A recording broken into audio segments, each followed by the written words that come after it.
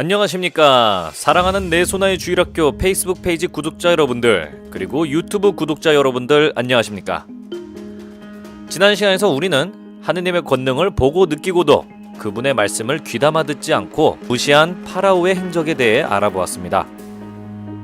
파라오가 완강하게 버틸수록 하느님께서는 모세를 통해 온갖 징그럽고 혐오스러운 것들, 물론 그렇지 않은 분도 계시겠지만 저도 다리가 5개 이상인 것들은 싫어하는 경향이 있습니다.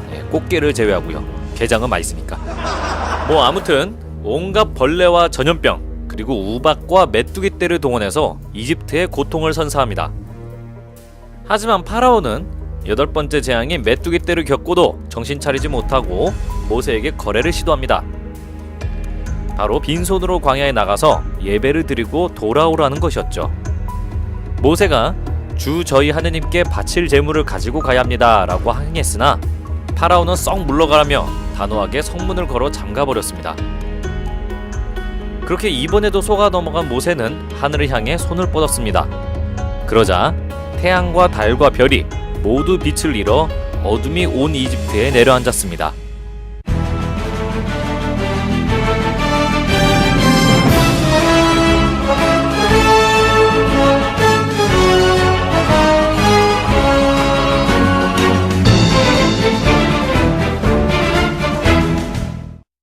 그렇게 온 이집트에 어둠이 내려앉았고 파라오가 도저히 말을 들을 기미가 보이지 않자 하느님께서 모세에게 말씀하셨습니다.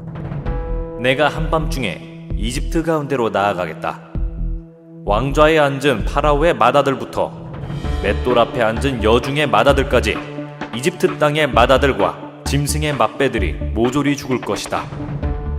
그러면 이집트 온 땅에서 이제까지도 없었고 앞으로도 없을 큰 곡성이 터질 것이다. 그렇습니다.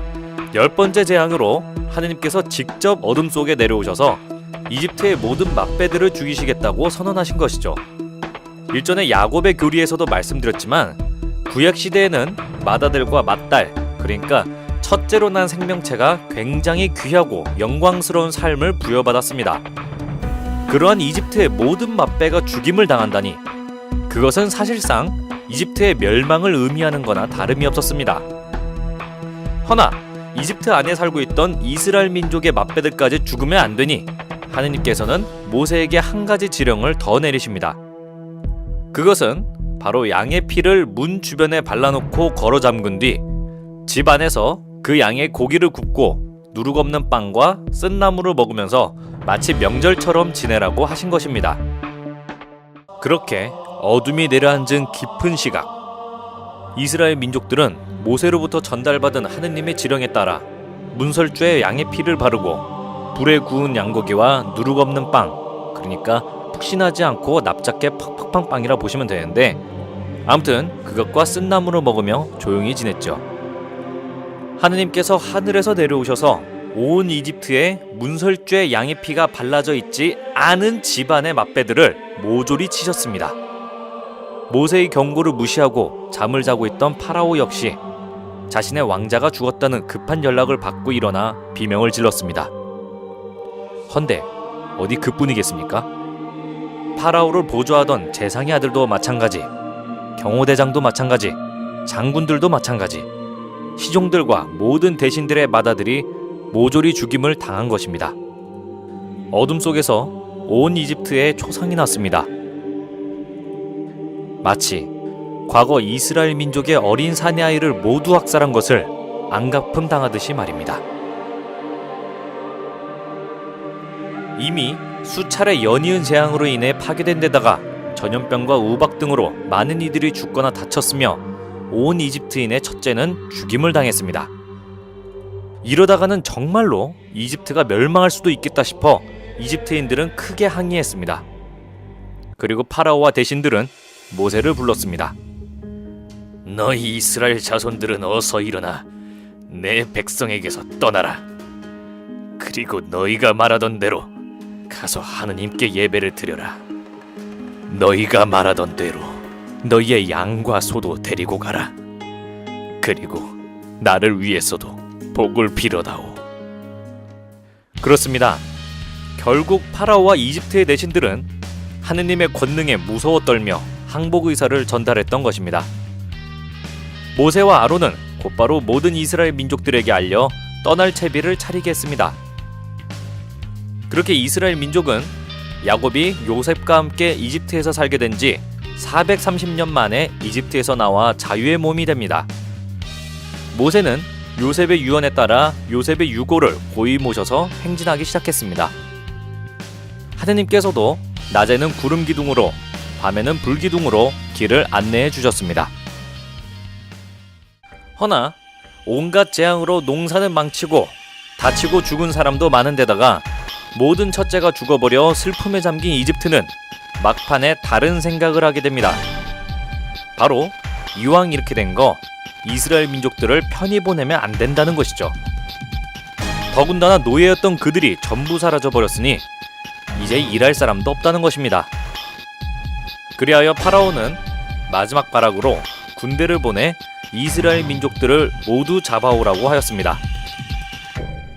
이집트 군대가 자신들을 향해 오고 있음을 알게 된 이스라엘 민족들은 공포에 사로잡혔습니다. 배 없이 건너기란 불가능에 가까웠기 때문입니다. 또한 다른 곳으로 도망치자니 물 한 모금 없는 광야와 사막이고 그대로 있자니 이집트 군대에 죽거나 다시 잡혀 노예가 될 운명이었던 것입니다. 하지만 하나님께로부터 용기를 얻은 모세는 홍해를 향해 두 손 높이 뻗었습니다. 그러자 하느님께서 바람을 크게 일으키셔서 홍해 바닷물을 갈라버리셨죠. 이에 맨 땅이 드러난 길이 생겨나자 모세는 이스라엘 민족들에게 그 길을 통해 홍해를 건너라고 소리쳤죠.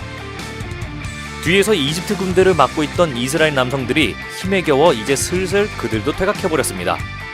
그러자 이집트 군대는 앞다투어 홍해의 난길로 이스라엘 민족들을 추격했습니다. 이집트 군대가 홍해 난길을 따라 이스라엘 민족들을 바짝 추격할 때 마지막 이스라엘 사람이 홍해를 건너고 나자 하나님께서는 막았던 홍해 바닷물을 풀어버리셨습니다. 그렇게 추격하던 이집트 군대는 홍해 바닷속에 수장되고 말았죠.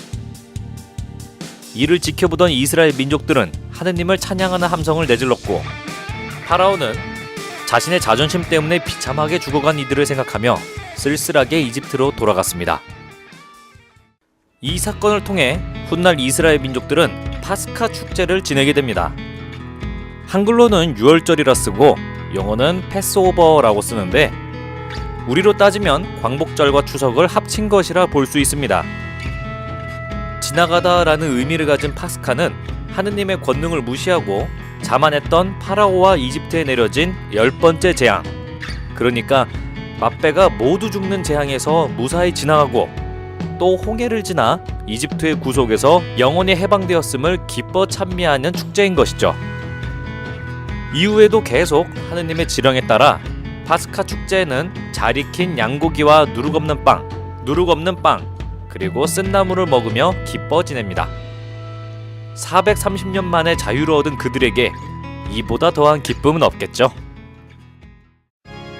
하지만 애프터 크라이스트, 즉 신약 이후를 살고 있는 우리들에게 있어 파스카 축제는 주로 언제를 말하나요? 그렇죠. 사실 우리에게 있어 파스카라 했을 때 가장 익숙한 것은 예수 그리스도께서 말씀하시고 보여주신 구원의 약속, 그러니까 희생의 완성인 부활절을 일컫는 말일 것입니다.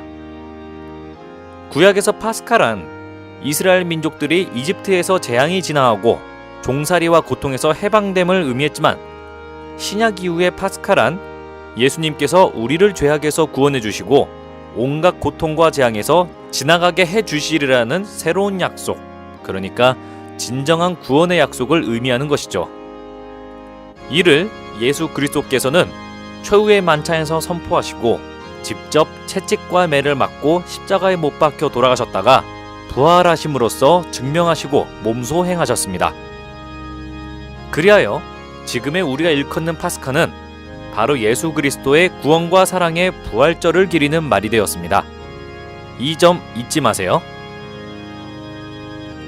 어쩌면 모세를 통해 하느님께서 보여주신 이스라엘의 독립 역사가 우리에게 있어 죄악에서 몇백 년 동안 고통받다가 예수 그리스도께서 세우신 성사를 통해 구원되고 진정한 자유와 힘을 얻게 됨을 의미한지도 모르겠습니다.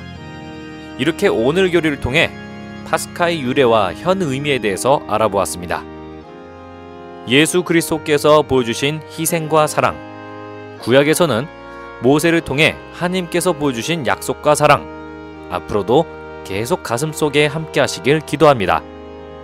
데오 그라시아스.